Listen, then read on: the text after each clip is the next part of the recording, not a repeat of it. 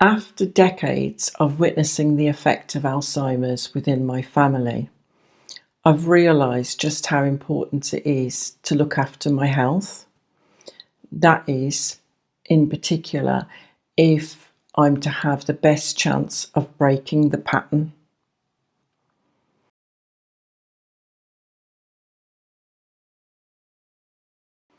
Hello, my name is Dr. Anna and I'm a clinical psychologist. Welcome to SMOL, which stands for Saving My Own Life. This is my first video, and in this video I'd like to talk about my story in relation to Alzheimer's, and it actually goes back 40 years, so several decades. I think it's important because Alzheimer's has really changed over that time, and I think it's completely different in a good way, in a positive way now. Times have changed so much, and that's what I'd like to talk about. So I'm going to start off talking about my grandmother back in the 80s, and then I'm going to talk about my dad, and then I'm going to talk about me.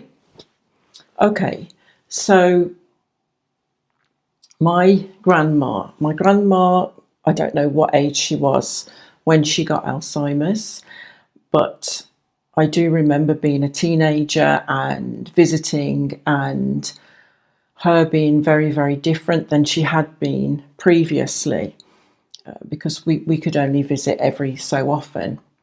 And she was a farmer's wife, and in her day, we'll call it, she had a lot of responsibility. She was managing all the responsibilities that come with being a farmer's wife. And from what I could see, they were things like cooking, and that would be cooking for a whole big table of people, raising the children, feeding all the animals that were in the yard, and making beautiful bread, which was my favourite bit about visiting her. And gosh, probably lots of things that I don't even know, just what I remember as a child. And it was very difficult seeing her deteriorate, particularly when visiting and she was in a wheelchair, and she looked very frail and thin. And I was very struck because she couldn't talk. And you know what it's like when you're young and you're looking at a picture like that for the first time. I remember I was very, very struck by the do you know J cloths? they're the cloths you use to clean the table, and she would have cleaned the table a lot in her role in life, and she had them all up her sleeves. And I was very captivated by that. Just the fact that she didn't seem to know what they were. I recall also in the back kitchen, she had a mangle. And although she had a twin tub as well, there must have been a time when she only used the mangle, I would imagine. And that meant a lot of, so she worked very hard physically as well.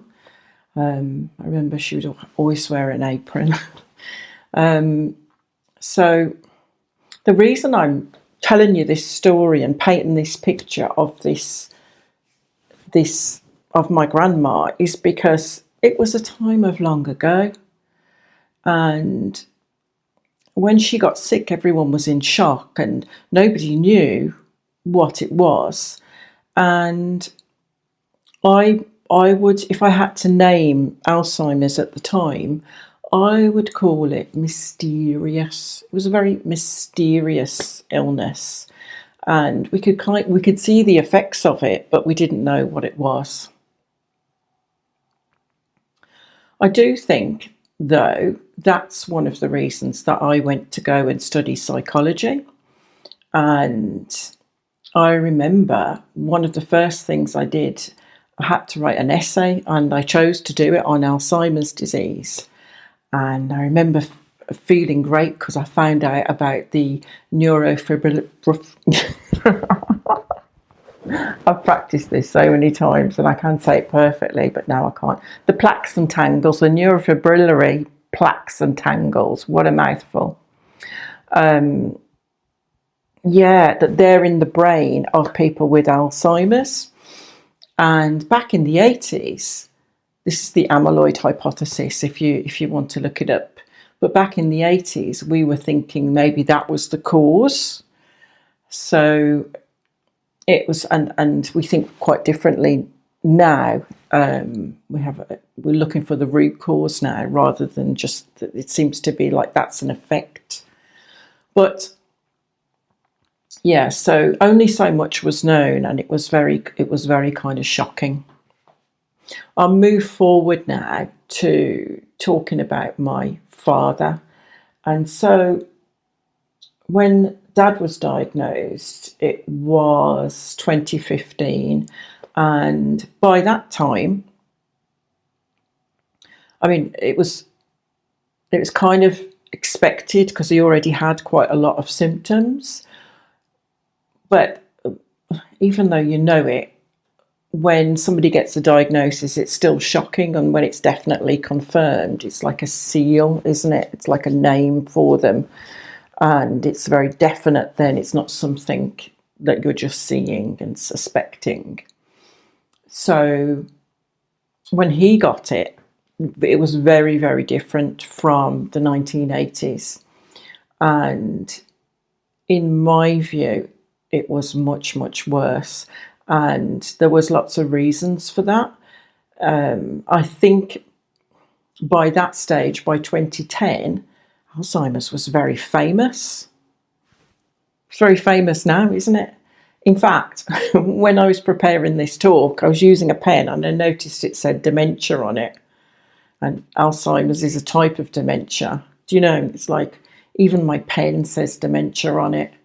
So yeah, Alzheimer's is something that's kind of in the psyche, isn't it? We kind of know about it. It's what happens to some people when they're older, and it's something that people can be very afraid of.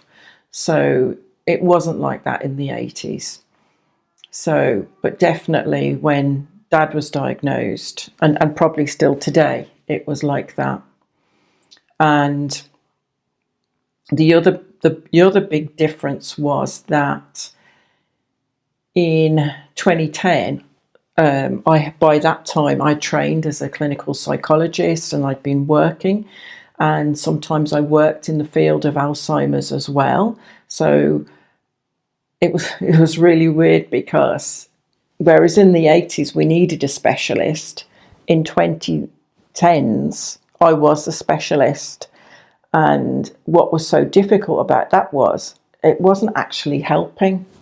Like, because professionals like me, we knew how to diagnose it and help families, you know, with their emotionally or whatever, but there was still no cure. And there was only still so much you could actually do to help people. So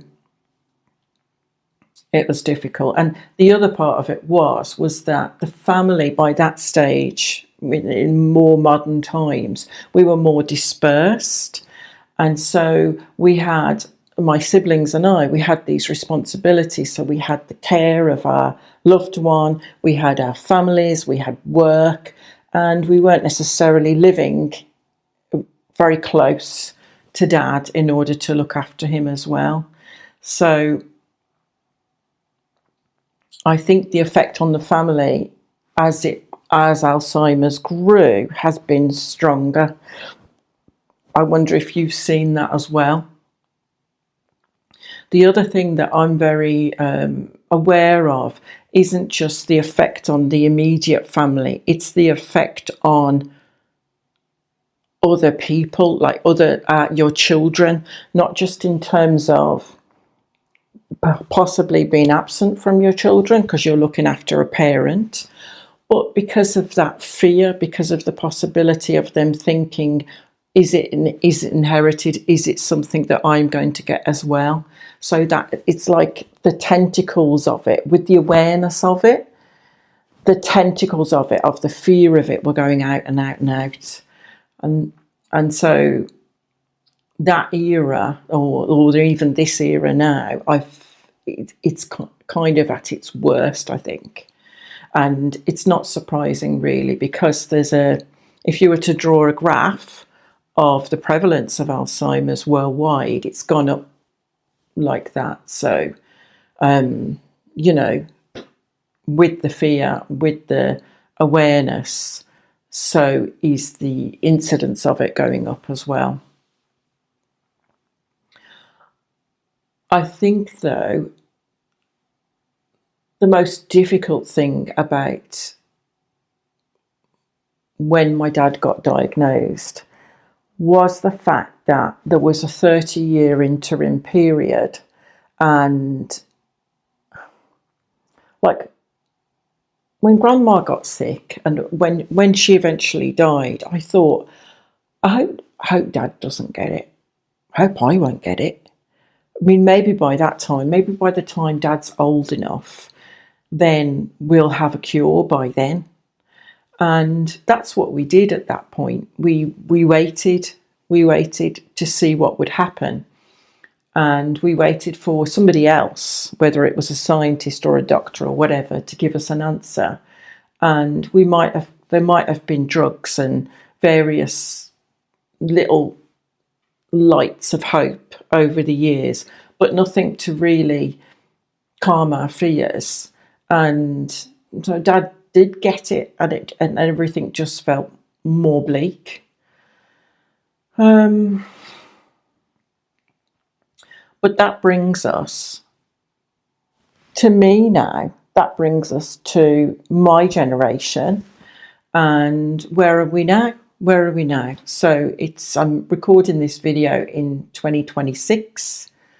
Where are we in terms of progress and our understanding? And how do we think differently than we did only 10 years ago?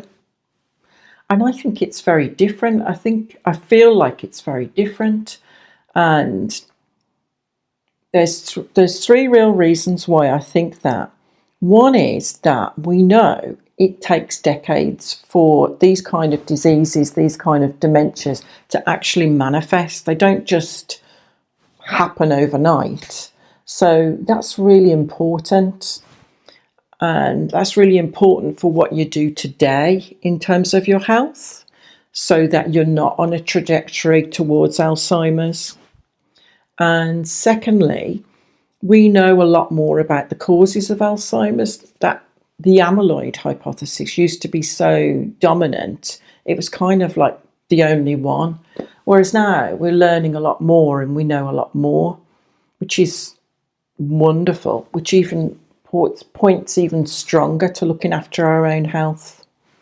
And so for myself, you could say that I am somebody with an Alzheimer's risk, and rather than feel like I'm scared about that, or I'm gonna just wait and see what happens, I actually feel like it's an opportunity. I know that might sound crazy, but I feel like it's an opportunity to act. It's an opportunity to do something, to look after my health in the best way I can every day, to actually build my health. Like, if I didn't have this, I wouldn't have such a great big reason. So, it's an opportunity. And this whole thing that I'm talking about, this whole theme of when you're faced with the possibility of an illness later in life or whatever, this is the reason that I've made this channel. This is the reason I'm going to be doing these videos. And that's why it's called Saving My Own Life. So, and if you would like to join me, I'd love that. That would be great. Thanks for listening. Okay. Bye-bye.